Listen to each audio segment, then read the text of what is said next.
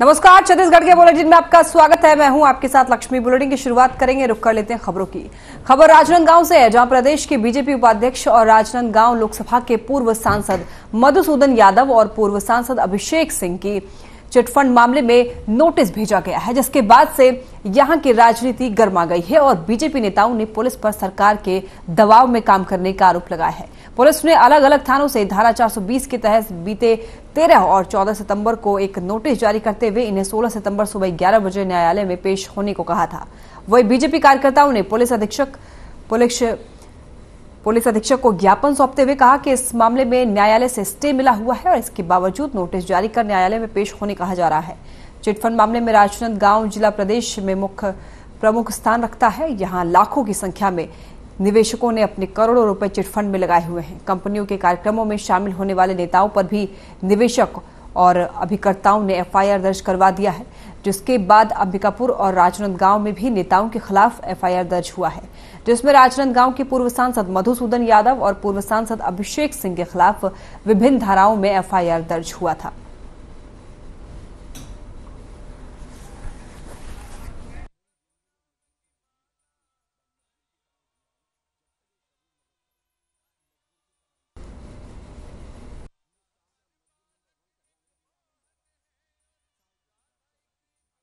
BJP उपाध्यक्ष और राजनांदगांव लोकसभा के पूर्व सांसद मधुसूदन यादव और पूर्व सांसद अभिषेक सिंह की चिटफंड मामले में नोटिस भेजा गया है, जिसके बाद यहां की राजनीति गर्मा गई है। जिसके बाद से बताएंगे, बीजेपी नेताओं ने पुलिस पर सरकार के दबाव में काम करने का आरोप लगाया है। पुलिस ने अलग अलग थानों से धारा 420 के तहत बीते 13 और 14 सितंबर को एक नोटिस जारी करते हुए उन्हें 16 सितंबर सुबह 11 बजे न्यायालय में पेश होने के लिए कहा गया था। वही बीजेपी कार्यकर्ताओं ने पुलिस अधीक्षक को ज्ञापन सौंपते हुए कहा है कि इस मामले में न्यायालय से स्टे मिला हुआ है, इसके बावजूद भी नोटिस जारी कर दिया गया है। न्यायालय में पेश होने के लिए कहा जा रहा था। चिटफंड मामले में राजनांदगांव जिला प्रदेश में प्रमुख स्थान रखता है और यहां लाखों की संख्या में निवेशकों ने अपने करोड़ों रुपए चिटफंड में लगाए हुए हैं। कंपनियों के कार्यक्रमों में शामिल होने वाले नेताओं पर भी निवेशक और अभिकर्ताओं ने एफआईआर दर्ज करवाया है, जिसके बाद अंबिकापुर और राजनांदगांव में भी नेताओं के खिलाफ एफआईआर दर्ज हुआ है, जिसमें राजनांदगांव के पूर्व सांसद मधुसूदन यादव और पूर्व सांसद अभिषेक सिंह के खिलाफ विभिन्न धाराओं में एफआईआर दर्ज हुआ था।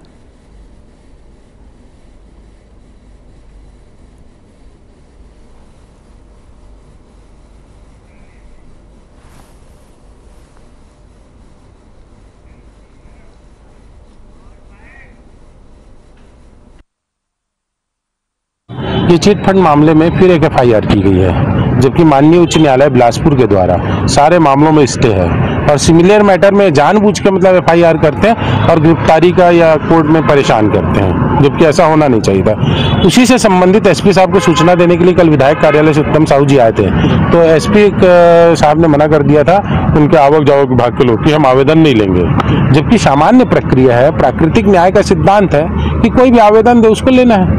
हम लोग यदि अपनी कोई बात अपना पक्ष रखने के लिए पुलिस के पास जा रहे हैं, उनको अपना पक्ष लिखित में दे रहे हैं, तो वो लेने से इनकार कर रहे हैं। आखिर ऐसा क्यों? आखिर हमको अपना पक्ष रखने का अधिकार तो है ही है। पुलिस अपना काम कर रही है, हम अपना काम करेंगे। तो पुलिस जिस तरीके से व्यवहार कर रही है, इससे ये स्पष्ट हो रहा है वो दबाव में काम कर रही है। सरकार ये चाहती है कि हम लोगों को बदनाम किया जाए।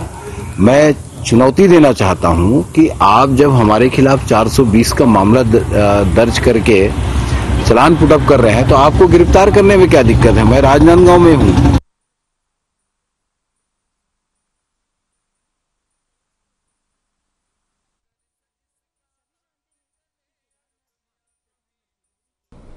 बलौदा जिले के छात्रावास और आश्रम में अधीक्षक के तौर पर काम कर रहे शिक्षकों को मूल पद पर भेजने की मांग की जा रही है, जिसको लेकर के एसटी और एससी स्टूडेंट यूनियन की ओर से रैली निकाली गई। और साथ में बताते चलें,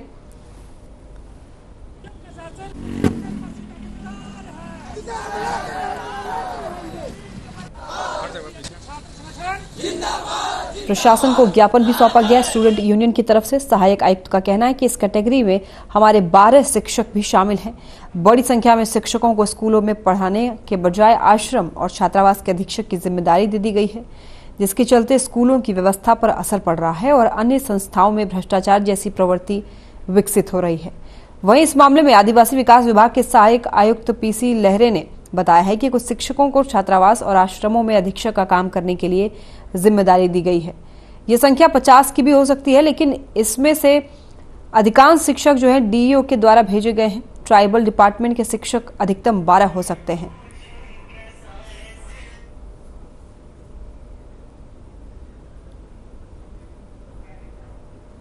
बलौदा जिले के छात्रावास और आश्रम में अधीक्षक के तौर पर काम कर रहे शिक्षकों को मूल पद पर भेजने की मांग की जा रही है, जिसको लेकर के एसटी और एससी स्टूडेंट यूनियन की ओर से रैली निकाली गई और साथ ही प्रशासन को भी ज्ञापन सौंपा गया है।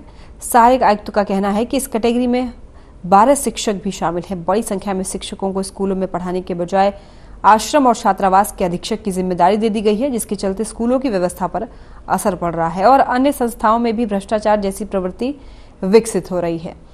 वहीं इस मामले में आदिवासी विकास विभाग के सहायक आयुक्त पीसी लहरे ने बताया है कि कुछ शिक्षकों को छात्रावास और आश्रमों में अधीक्षक का काम करने के लिए जिम्मेदारी दी गई है। ये संख्या 50 की हो सकती है, लेकिन इसमें से अधिकांश शिक्षक डीईओ के द्वारा भेजे गए हैं। ट्राइबल डिपार्टमेंट के शिक्षक अधिकतम 12 हो सकते हैं।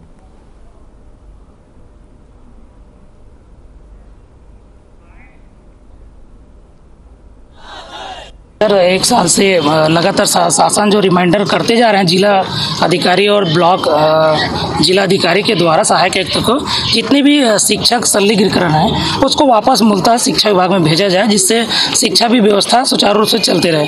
छात्रावास अधीक्षक में जितने भी शिक्षा विभाग से बैठे हुए अधीक्षक हैं उनको तो कोई डर नहीं है और वो भ्रष्टाचार करते हैं। बच्चों को जैसे भोजन सहायक के लिए राशि आते हैं उसको उन लोग भ्रष्टाचार के रूप में पूरे उपयोग कर लेते हैं। जो पुराने शिक्षाकर्मी हैं तो अपने विभाग में 10 नई अधीक्षक की कमी है। उसमें से जो एलडी और यूडीटी वगैरह शिक्षक हैं उनको छात्रावास में अधीक्षक का काम पूर्व में ये लोग कर रहे थे, तो कुछ ऐसे अधीक्षक हैं जिनको हटाने की छात्रों द्वारा मांग की जा रही है संगठन।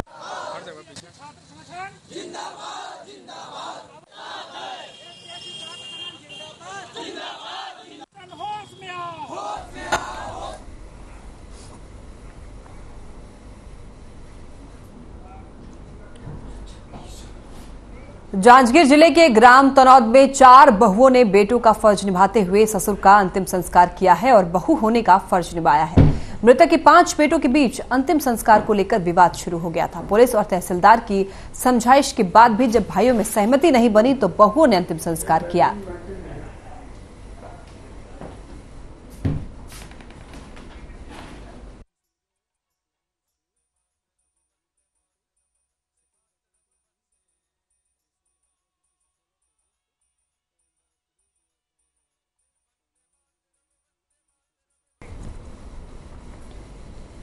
जांजगीर जिले के ग्राम तनौद में 4 बहुओं ने बेटों का फर्ज निभाते हुए ससुर का अंतिम संस्कार किया और बहू होने का फर्ज निभाया है। मृतक के 5 बेटों के बीच अंतिम संस्कार को लेकर विवाद शुरू हो गया था। पुलिस और तहसीलदार की समझाइश के बाद भी जब भाइयों में सहमति नहीं बनी तो बहुओं ने अंतिम संस्कार किया। अर्थी को महिलाओं ने कंधा दिया। बेटों में विवाद होने की वजह से बहुओं ने ये फर्ज निभाया है। अर्थी को महिलाओं ने कंधा दिया। चारों बहुओं ने मिलकर के इस विवाद का हल निकाला और खुद बहुओं ने ही अपने मृत ससुर को कंधा दिया और अंतिम संस्कार किया।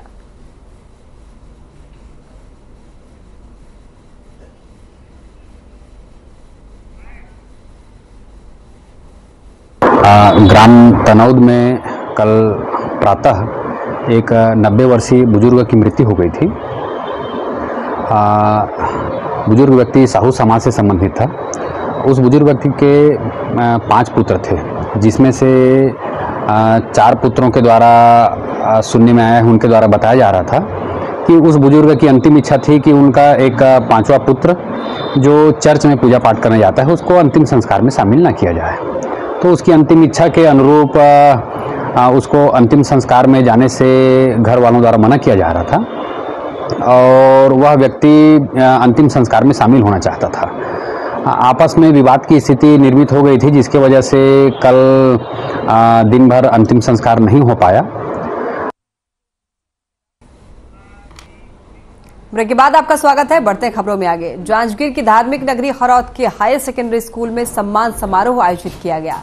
वह इस प्रतिभा सम्मान समारोह में पामगढ़ विधायक इंदु बंजारे ने बतौर मुख्य अतिथि शिरकत की, जहां वरिष्ठ पत्रकार कुंज बिहारी साहू की स्मृति में छात्र छात्राओं को सम्मानित किया गया। स्कूल के प्राचार्य कन्हैयालाल श्रीवास ने कार्यक्रम की अध्यक्षता की। समारोह में विशिष्ट अतिथि के रूप में खरौद नगर पंचायत के अध्यक्ष कांति केशरवानी, शिवरी नारायण नगर पंचायत के अध्यक्ष अंजनी मनोज तिवारी, स्कूल जन भागीदारी समिति के अध्यक्ष रामलाल यादव और मार्केटिंग सोसाइटी पामगढ़ के अध्यक्ष सुबोध शुक्ला मौजूद रहे।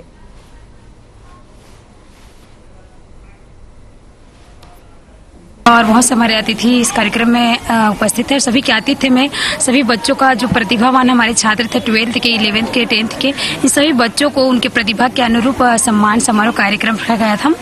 और विशेष रूप से इस कार्यक्रम का आयोजन इस विद्यालय में इसलिए किया गया है क्योंकि स्वर्गीय श्री कुंज बिहारी साहू जी इसी विद्यालय में पढ़े थे। उन्होंने 9वीं तक पढ़ा था और 16 साल पारिवारिक कारण या अपनी स्थिति कारण की वजह से उन्होंने पढ़ाई बीच में छोड़ दी थी और 16 साल के बाद उन्होंने फिर से 10th और 12th के पेपर दिलाया और फिर आगे अपनी पढ़ाई जारी रखी।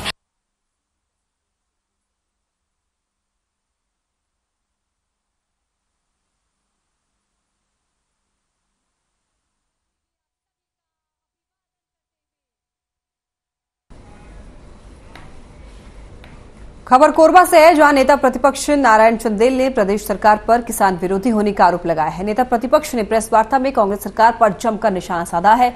आपको बताएं कि उन्होंने कांग्रेस को हर मोर्चे पर नाकाम बताते हुए कहा है कि बड़े बड़े वादे कर कांग्रेस सत्ता में आ गई है, लेकिन जनता से क्या कोई भी वादा पूरा किया है? कोई भी वादा पूरा नहीं कर पा रही है। उन्होंने कहा है कि सरकार किसानों के हित में कोई काम नहीं कर रही है, जिससे परेशान होकर किसान आत्महत्या कर रहे हैं। नारायण चंदेल ने कहा है कि कांग्रेस ने अपनी चुनावी घोषणा पत्र में प्रमुख 36 वादे किए थे, जितने पूरे किए हैं इसका जवाब किसी के पास नहीं है।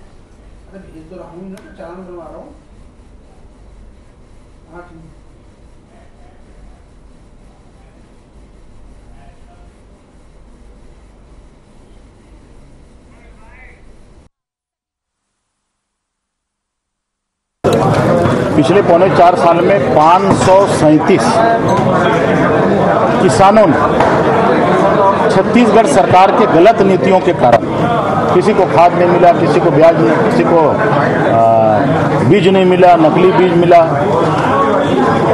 कोई कर्जा नहीं पटा पाया, तो इन सारे छत्तीसगढ़ सरकार की किसान विरोधी नीतियों के कारण 537 भूमिपुत्र और अन्नदाता किसानों ने आत्महत्या किया।